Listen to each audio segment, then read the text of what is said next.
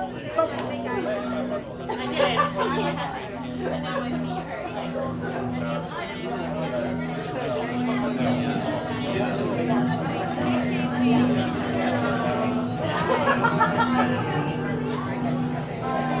good evening, welcome. We are so glad that you're here.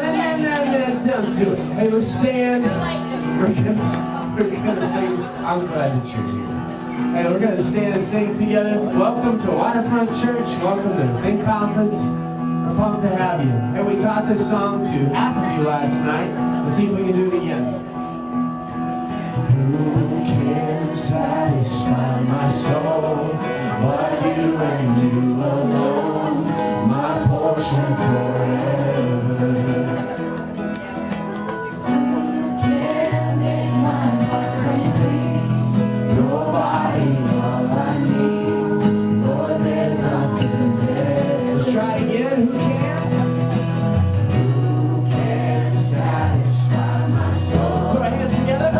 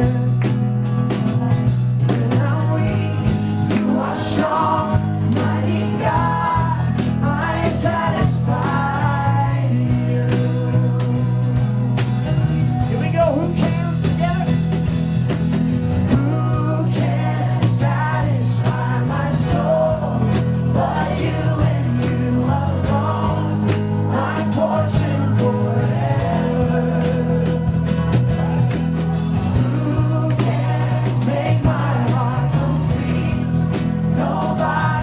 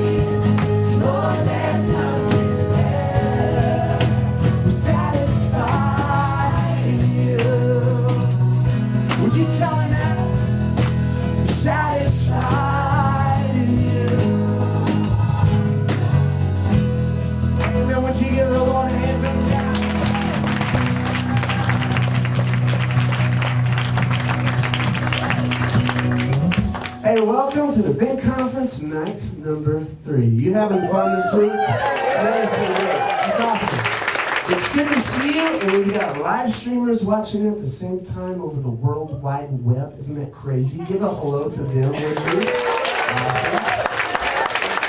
Awesome. The millions of people watching us on the box. That's crazy. Hey, before we keep going, before we keep singing, I want you to do me a favor. Waterfront people, all right? Find somebody that you don't recognize. Tell them, welcome to my church. Would you do that? Find a few people and do that. Ready, set, go.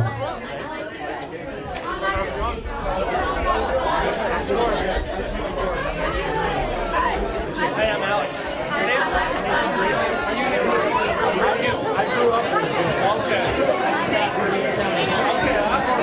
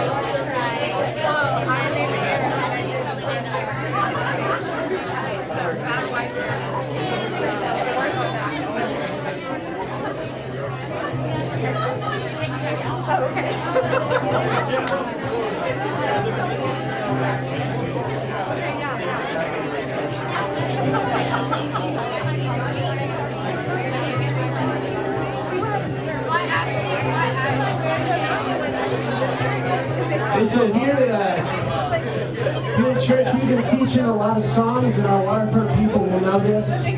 We've been teaching Scripture. We just put this to music. And this is out of Psalm 139. It says, "Oh Lord, you have searched me and known me. You know when I sit down and when I rise up. You discern my thoughts from afar. You know my going up and my sitting down, and you're acquainted with every single one of my ways." We've been working on memorizing that verse together through song. I want you to help us learn that, okay?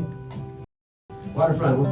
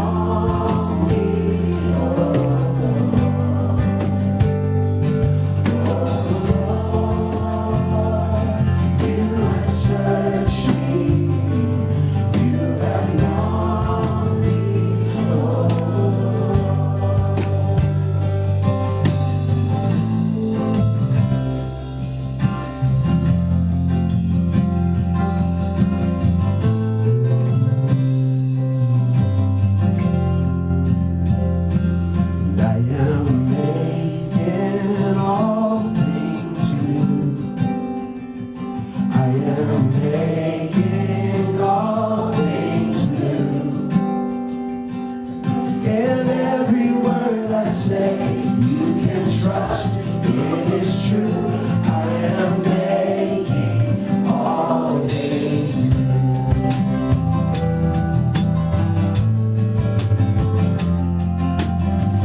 This comes out of Revelation 21. He's done all the work. He will wipe every tear from their eyes. There will be no more death anymore. This is victory. There will be no more sorrow, no more pain, for the old has passed away. And the one on the throne will say, I am making all things new. Jesus is going to do this. I am making all things new. And every word I say, you can trust. It is true. I am making all things new.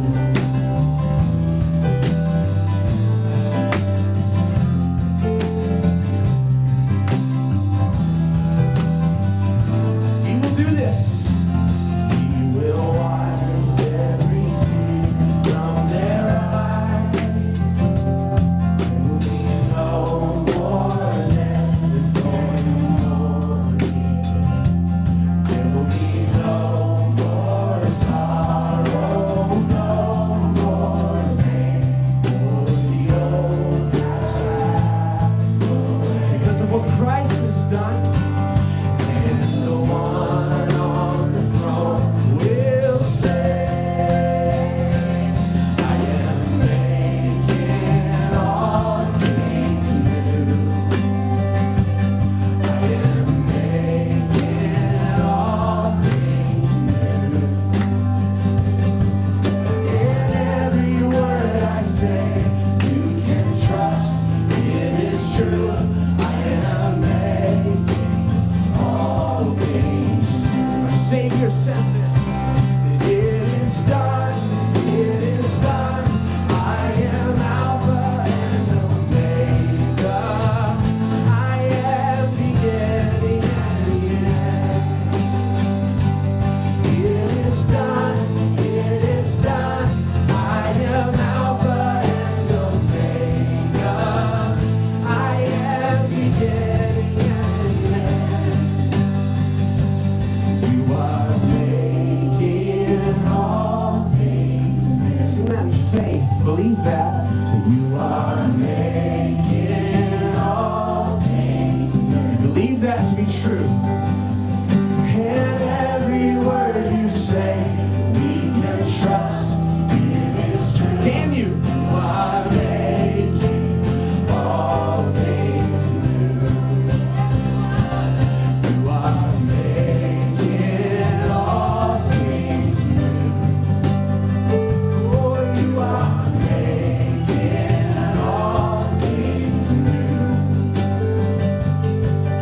In every word you say, we can trust. It is true. You are making all things new.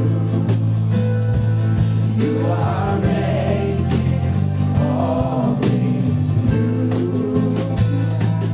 You are making all things new.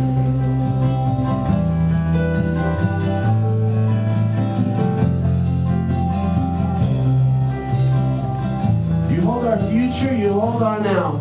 We trust you, Jesus, and all of it, and that all your words are true. Help us to have faith to believe that. Teach us tonight as we continue in worship to lean on the one who has bought it for us.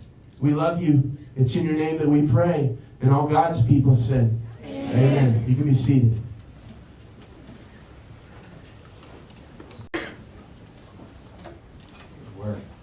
Hey, can we give it up for the band one more time? Great job and worship.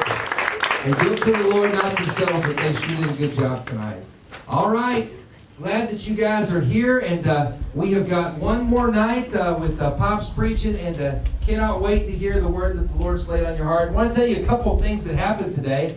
A lot of you were able to come with us to hear Dad not only be pastor of Victory Life Church, not only be evangelist and preacher and teacher, but he is today Congressional Chaplain John Randall. So can we give it up for that?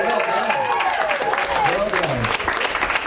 Very, very special, and it's been crazy to watch just all the support pour in, and just an awesome, awesome day. It got me really nostalgic. I was so proud, and I'll tell you my side of the story tomorrow, but it just was such an amazing moment to watch Dad up there and see the way that the Lord had unfolded this thing. And then after the chapel was over, after the prayer was over, we all gathered together in the rotunda there at the Capitol and had just a beautiful moment. And then from there, Dad said, I've always wanted to go to the Library of Congress. And so we went to the Library of Congress. As we got there, I had this rush of nostalgia because I was remembering the times that were the most precious with my dad. And the first was, of course, Christmas morning. We loved Christmas morning because he traveled and did evangelism. We got him all to ourselves because no one started a revival on Christmas, right? So we got him all to ourselves on Christmas. And then we would also try once a year to do family vacation. And on those family vacations, we went to museum after museum after museum. And to have someone who has all but dissertation in ancient history, we got a lot of information. Let me just say it that way, all right? We got a lot of information. Well, the way it's set up, it was interesting. My brother and sister, we all kind of filled different roles on these vacations. Mine was sarcastic comic relief. That was exactly what I was supposed to bring to the table. And I did not disappoint. Did I, Haley? All right? Did not disappoint. Well, today, we had a moment. We come up to the Library of Congress, and that's a place, again, Dad had always wanted to go. And he gets there, loves the Library of Congress, loves libraries in general. And so we're there by the front, and Dad pulls out of his pocket a $100 bill and says, I'd like to make a donation to the Library of Congress. He said, I love what you do, and I'd like to make a donation because we're about to come in. And the lady behind the counter was so sweet, and she said, we do not accept donations here at the Library of Congress. To which I thought, man, that's too bad, you know.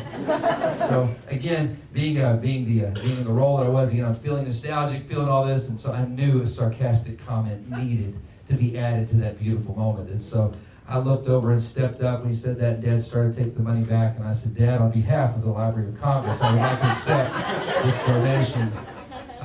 To which, of course, just like on family vacations, he was stone-faced and everyone else laughed. So it was great. It was a good time. Dad, I'm glad we got to do that. That was a lot of fun. I cannot wait for you to get to hear the stories that he has today.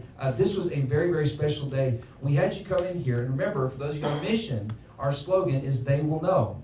The idea is they would know the love of Christ as it shines through your lives, that you would leave a shadow everywhere you go, as we've been studying this week. But also that they would know Waterfront Church exists. And by you guys being there and sharing photos and tweeting stuff out, guys, it has been just a firestorm of all these people hitting our website. And so we topped our total web hits basically at 3 o'clock today. And so it's just been unbelievable to watch the way the web hits have flown in. Thank you, thank you, thank you. Continue sharing photos, tweet stuff out, and we'll follow our mission of they will know. That they would first and foremost know the love of Christ. Amen. But that then they would also know that our church exists and that we're ready to share those principles with the world, to point them like a big neon sign to Jesus and who he is.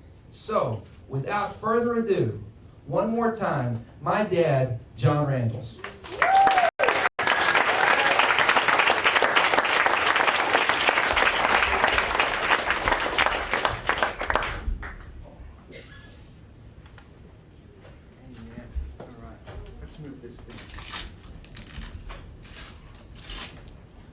All right, Waterfront Church and Victory Life, you got to be ready. Here's your big moment. The world's listening. May have had a hard day. You say, well, I've had a bad day. Pastor Randalls, I've had a bad day. Well, just let me say this to you. Get over it. Get over it. You know what? That's what life's about. Life's about sometimes you have good days, sometimes you have bad days. It's living. It's called living. It just happens. It's part of living. And what you do is you don't define you. We're not defined by our circumstances. We're not defined by what happened to us. We're not defined by what didn't happen. You say, yeah, but I should have gotten this. Yeah, maybe you should have. Or maybe you got a big ego and you just think you should. Okay? You say, well, this happened. It shouldn't have happened. You know what? I agree. And I'm so sorry it did. But guess what? It did. So it's time to get over it. Our circumstances don't define us. We're not defined by circumstances. We're not defined by what happens to us. We're room changers. You're letting the room define you. Stop it. That's what makes you average. That's why people don't listen to you. You're just like everybody else. You let the room define you. So guess what? Get over it. Life happens. God gave it. God took it away. Blessed be the name of the Lord. Some stuff happened to me that was great. That's awesome. Maybe I earned it. Maybe I deserved it. Okay? That's great. Maybe you didn't. Maybe you just had a great day. But it happened. And God gave it. Well, God took it away. Okay? You had a bad day today. I'm sorry. I really am. I have pathos. I have feeling. I have emotion. I care. I'm sorry I said get over it because I didn't really mean that. That was a joke. Sarcasm I picked up from Zach. But what I do mean is this. Stop whining and letting that define you. That's not who you are. God gave it. God took it away. Here's the key. Blessed be the name of the Lord. That's the key. It happened. So now, unpack it. Don't react to it. Respond to it. Unpack it, but don't react to it. Respond to it. It happened. Okay. Let's go forward. That's what sets you apart. That's what leaves behind the shadow. Because you're not defined by your circumstances. You're defined by who He is, who you are in Him, and where you're going. That defines you. That makes you a room changer. And that's what leaves the shadow of Jesus Christ. And that's who we are. And that's what's going to make Waterfront win. And that's what's going to make victory win. Because we're not defined by our circumstances. We're defined by who He is, who He has made us in Him, and where we're going. And we're not afraid, and we're not ashamed. And then the world, the devil, looks at you and says, "Ha-ha, but look what you've done." And you say, "That's right, I have." Welcome to the human race, devil. We've all failed, every one of us. All have sinned and come short of the glory of God. Every one of us have. Welcome to the real world, devil. What are you trying to do? Make you feel bad? Already done that, already been there, already experienced that. You know what? I know who I am. And God's forgiven me already. So back off. And I know who I serve. And He's forgiven me. So back off. And I know where I'm going. It's heaven. So I expect you to back off. Because I'm a room changer. So, I don't know what you've done, and I don't know what's happened today.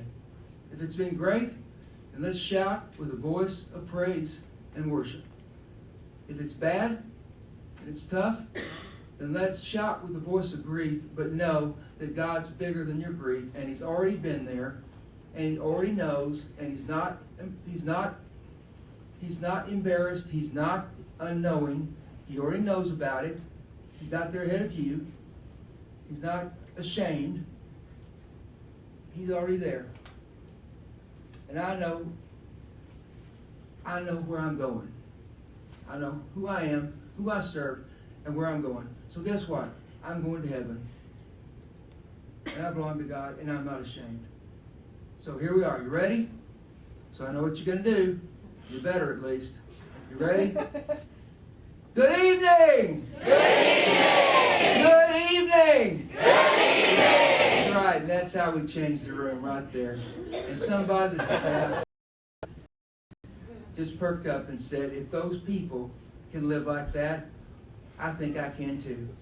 And the Holy Spirit's going to say to them, yes, you can. And that's how we change the world. And that's how we change the room. And that's how we make a difference.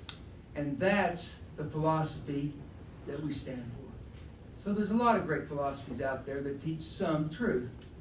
There's truth, and there's a little bit of something that the others don't, I think. And that is the ultimate hope. Because we know who we are. We hope in something. We know who we serve. That gives us something to hope in. And we know where we're going. And that gives us a big thing to have faith in that builds our hope. And that's what makes the word hope so important to our faith. We're the men and women of hope. We're the men and women of faith. Without faith, you cannot please Him, because faith produces hope. And what does hope produce? It produces agape love. And agape love produces life. And life changes life. And that's who we are. That's our philosophy. And that's what sets us apart. So, thank you for coming today.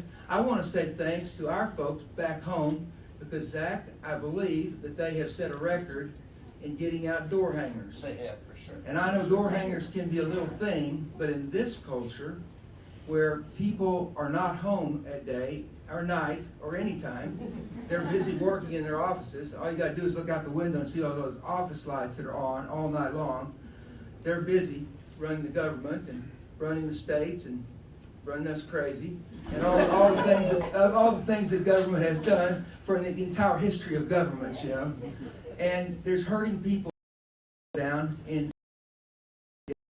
at all nights of the day and night, hurting deeply over all kinds of things, and we're trying to reach those wonderful people in Anacostia. You guys have worked your tails off to get out all of those door hangers. And we're pretty close, aren't we? Pretty close. Pretty close. And you know what? We're going to get it done. Victory Life, we're going to finish our job? We're going to get that done, aren't we? Yes, you are, because you're my warriors. And you guys are going to get it done. And I'm proud of you. But not only that, think about it. We got the gift today of not only experiencing a lot of ministry, but we got the experience of having a lot of culture. You got to see culture you would not have seen otherwise. You got to go places in the capital normal people don't go. I had no idea. I'd always thought that the thing at the top, not the top, the gallery. I thought that gallery was big. It's only about 7 rows deep. It's not very big, and you guys got special seats, and I mean you got a lot of culture today. How many of you got to go in the gallery? Was that pretty fun? And that was pretty cool. And you know what? It was just cool, and you got to see things you normally wouldn't see, and I don't know. It's funny how a tiny mustard seed that was supposed to just be a little tiny thing. That thing with the go up there and pray was just a tiny little thing, and all of a sudden that mustard seed turned into something big for West Texas. Wasn't that fun? You got to be a part of that. I mean, this was a really special day, and who'd have thought it? Who'd have thought it? So it's been a great day of ministry today, and for you guys to get to share it with me, man, that just meant the world. So let's finish up our conference tonight. You ready? At least for me. You guys have got one more night. And I want you to turn with me, if you don't mind, to Romans chapter 12, 1 and 2. Because if we're going to be world changers, if we're going to be room changers, if we're going to be shadow leavers, then one of the things we're going to have to understand is the calling on our minds. Because we're not just called to give God our souls, we're also called to give our minds. So in Romans chapter 12, I want you to listen. I want to teach them to you tonight. Chapter 12, verse 1 says this: Therefore I urge you, brethren, by the mercies of God, to present your bodies a living and holy sacrifice, acceptable to God, which is your spiritual service of worship. But it doesn't end there. It goes on to 12:2. Do not be conformed to this world, but be transformed by the renewal of your mind, that you may know the will of God. That you might know the will of God, that you have proof what the will of God is. That which is good, and that which is acceptable and perfect.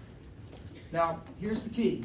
If you're going to be a room changer, if you're going to be a shadow leaver, then two things have to happen. Number one, you have to offer God your body. He says, I urge you therefore, brothers, by the mercy of God, present your body a living and holy sacrifice, acceptable to God. This is your spiritual service of worship. Now, this is important, because what he's saying is, present to God your body. The body to the Hebrew is different than the body is to the Greek. To the Greek, the body is physical, okay? It's the physical part of who you are. And what you're supposed to do is you're supposed to give God control of your body. Now, that doesn't mean just don't have sex and don't,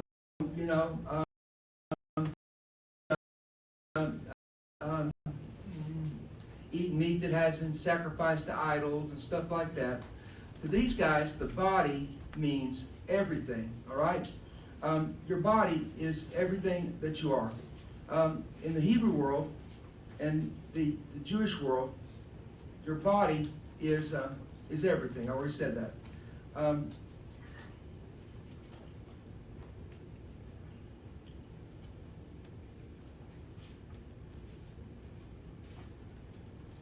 The reason that the Muslims rush those bodies through the streets after a killing is because to them, the blood and the body are so critical to life. They don't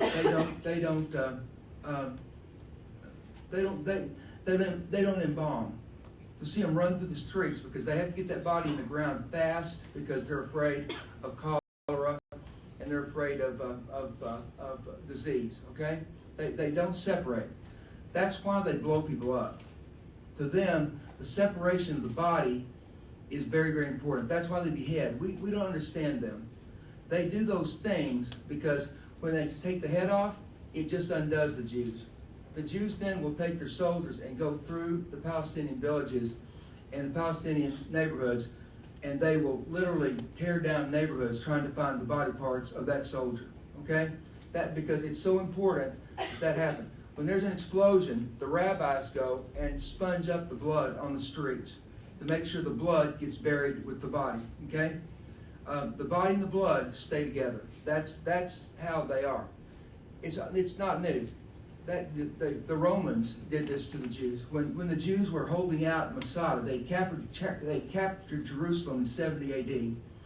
But the Jews were holding out until 73. Masada, the great warrior, the great warrior palace, the great warrior citadel, held out to 73.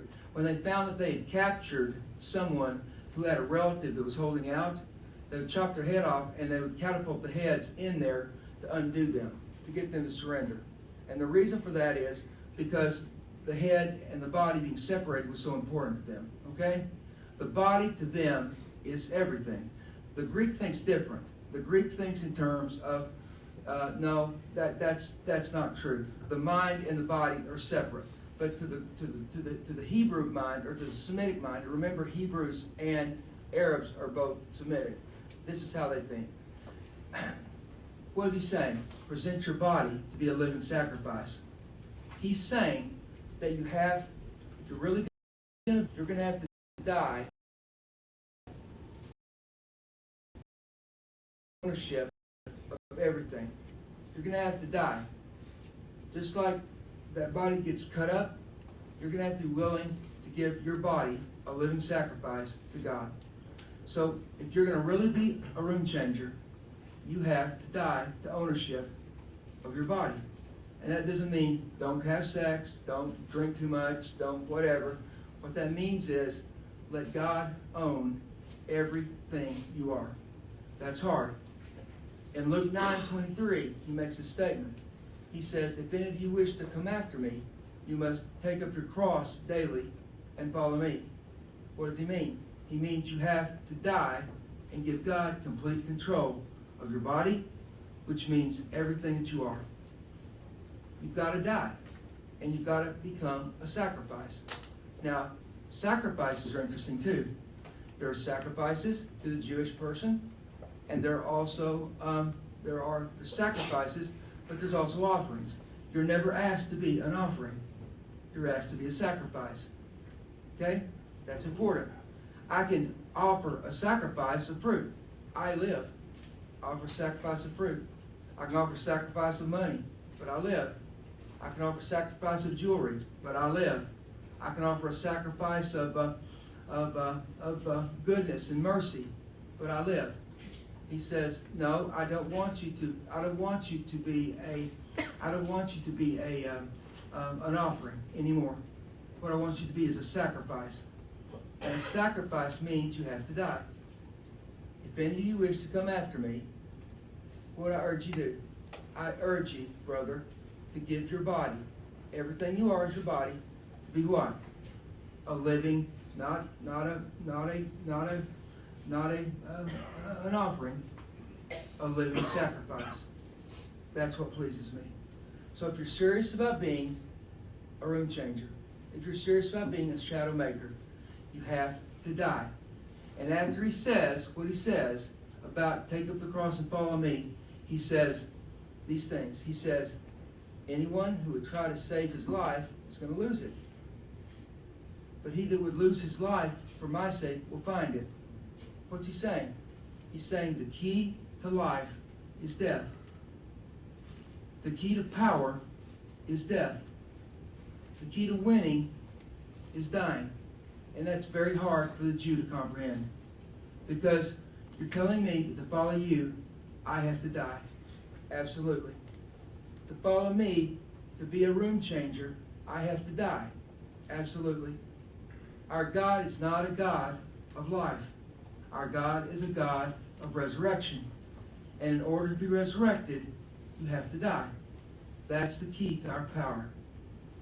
Dietrich Bonhoeffer was a great German pastor who wrote a book, The Cost of Discipleship, in about 1936, just as the Nazis were beginning to take hold. And he made this statement. He said, there can be no following Christ without a funeral. And that's right. There can be no following Christ without a funeral. There has to be a moment in your life when you go beyond being a Christ follower. You go beyond being a disciple. You go beyond being a dangerous disciple, and you become a true disciple maker, a dangerous disciple leader. You take the step and you die to ownership of everything you are. You become a living sacrifice, wholly acceptable to God, for this is your spiritual service of worship. That's what you do. What do you die to? You die to everything. You have to die to everything. You have to make a decision that Jesus Christ is going to be number one in everything that you do. That means he's got to be more important to you than your spouse. As much as I love my spouse, Kelly, we've been married how many years, sweetie? 37. 37 years. We went through a lot of life together, haven't we? Highs and lows. But you know what? You can't be number one in my life. You cannot be. It has to be God first. That's right. And sometimes that's been hard because there have been times when you've held on to me and said, how can you go do that? You have fever. Since I've gotten this. And you said, how can you go preach today? You have fever. And I've said, because I have to do it. Because it's Christ first. And I've got to go do it. And I saw the lights come on in your eyes. Go do what you must do. There comes a time when, as much as you love your kids, they cannot be number one. And you know what? As bad as you want to give in to them and say, okay, I'll be there for that softball game. Okay? We'll put your wrestling first. Okay? We'll put that first. There has to come a moment. There has to come a moment where you say, no, what I do for God has to be number one. Or your home, or your house, or your job. Y'all watched those? Have y'all seen those Kurt talks that Kurt's been putting on? Kurt took a real chance doing that this week. I don't know what it's going to do to him in his job. And I've said, Kurt, you're taking a real chance putting those Kurt talks on. And he says, I know. But he says, it's Christ first. You got it. Kurt gets it. Sometimes it's evil things. It can be sin. It can be flesh in your life. Sometimes it can be something that's wrong. And that black widow spider, that mistress, has gotten a hold of your heart, and you can't let go. But you must. To be a room changer, to take the step, he's got to be more important to you than your vice. And you're going to have to put him first in your life. And that's hard because that vice has a deep grip on your soul. A deep grip. But it cannot run you. It cannot guide you. It cannot lead you. It cannot own you. And you're going to have to put Christ first. And I know that's hard. But you got to love him more than you love your mistress. And sometimes it's your scholarship. Sometimes it's your sport. Sometimes it's your love for the game. And is it wrong to love the game? No. It's a good love. It's a good thing. Do you love your players? Yes. Do you love your coaches? Yes. Do you love your team? Yes. Do you love it? Do you love it? Yes. You're supposed to love it. You're supposed to love it. That's who you are. Yes. But can it be number one? No. It cannot. Or you cannot go deeper, and you cannot change the room, and you cannot leave a shadow of anything except your own vice. It has to go. Because you know who you are. And you're dead to it. God first. Family second. Your truth third. But God always first. For us Greeks, it's a little bit different. We think a little different. Our verse is verse 2. He speaks differently to us Greeks. He says, do not be conformed to this world, but be transformed by the renewal of your mind, that you might prove, you might know what the will of God is, that which is good and acceptable and perfect. How does he speak to the Greek? Differently, but the same truth. He says, stop being conformed to this world. You cannot be a world changer. You cannot be a shadow maker. You cannot be a shadow leaver. If what you leave is just like everybody else, you've got to stop being conformed. Thank you, David. It cannot be conformed to this world. Stop being like everybody else. Be transformed into something different. Do not be conformed to this world. Be transformed by the renewal of what? Your mind. How you think. How you think. Stop thinking like everybody else. Start thinking like a shadow leaver. Start thinking like a world. Stop thinking like everybody else. God 1. Family 2. Ministry 3. And go out there and live it that way. Stop being conformed. Be transformed. How? By renewing your mind. What's going to take place? You'll know the will of God, that which is good and acceptable and perfect. And you'll look around, and all of a sudden, people see you different. All of a sudden, they listen to you different. All of a sudden, you have a different kind of energy, and you have a different kind of authority. And people hear you different. Now you've grabbed the philosophy of it, and you've grabbed the theology of it, and you've grabbed the truth of it, and you're different. That's who we are. How does it come? It comes by you letting go of your mind and letting it be transformed. And that's what the Think Conference is all about, how to do that. Stop thinking like the world. Start thinking like God. And you'll change the room. You'll change this intellectual, overly intellectual town, and you'll start being a little normal, which wouldn't hurt it. Because sometimes we're a little bigger than our britches.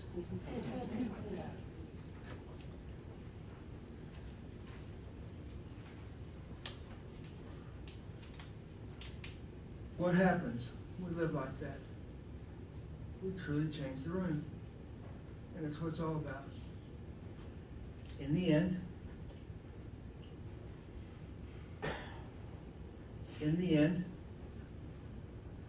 we're just tiny little seeds, mustard seeds, like today. And for some reason, God chose to take little mustard seeds,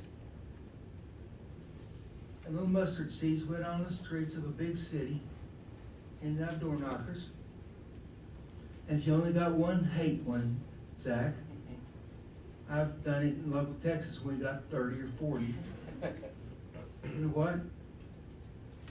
They're not heads, they'll get over it. Some people are just angry people.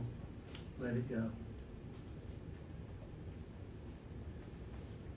We went out in a big city, little mustard seeds, and look what God did for you and for them. You changed the room today. Tomorrow you can go out and finish the job with vigor, power, and authority, because you're warriors. You're spiritual warriors. And you're going to change the room again, because that's who you are. You're room changers. And then we just pitched out this little seed of saying a prayer. It was a 1-minute prayer. I mean, a 1-minute prayer. All I did is said to the congressman, that would be great. And I love to pray. I'd be glad to do it. But anybody could do it. Wasn't a big deal. And a 1-minute prayer, a little mustard seed, all over West Texas, they're going nuts. It's almost silly. But that's how you change the room, see? You don't do it on purpose. It's not like you plan it. See, that's the key. It's not, are you listening? It's not something that it's not something you plan. It's not something you do. It's not, you don't go out and make it happen, because it happens, it doesn't happen because you do it. All this, they sit in rooms. They're having, I don't know what they call this. They're having this inner circle meeting. They plan these things for years, and then they pull it off, and they're so proud. It took years, and they planned it, and they planned it, and they planned it, and they pulled it off, and they pulled it off, and they're so proud. They pulled it off. We don't pull off anything. We just live. We are. And we do. Because it's who we've become. We're not doing it because it's right. We're doing it because it's who we are. We're not doing it because we're supposed to. We don't do it because we're supposed to. We do it because it's who we are. We don't do it because we have to. We do it because we want to. That's right. And we either raise our own money, or we have delicious spaghetti lunches and get our church to help us, and they're happy to do it because that's who they are. Because they love you. And people scratch their heads like they did in the ancient world. Just like they did in the ancient world, and say, I didn't enjoy hurting them. Because look at the way they responded. I didn't enjoy hating them. Because look at the way they responded. I didn't enjoy standing against them. Because they didn't stand against me. They reached out their hand and loved me. What is wrong with those people? And we say, nothing's wrong. There's 400 of us meeting at Stephenville. I see that shirt. 50 of Nigerian children. And there's 200 or so meeting at Lubbock in the Paradigm. The Paradigm is just the name of a few of us. There's 1,000 names we have. Because it's not a movement. We don't have a movement. We're not a movement. We're organic. And you can't stop us.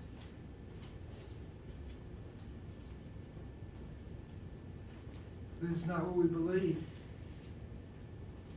It's who we are. And now,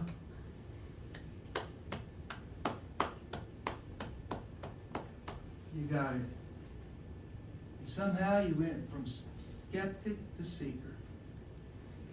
And from seeker to follower. And from follower, the discipleship caught you. Taught all of you. Not all of you caught it. But some of you did. And then you became a disciple. And then you understood to become a disciple maker, because you can't just be a disciple. You got to spread it. And make sure this church within a church lives. And then somehow, you became dangerous. And once you became dangerous and started spreading it, you became a disciple maker. And once you became a disciple maker, boom. You started changing the room. And once you become a room changer, you can't go back.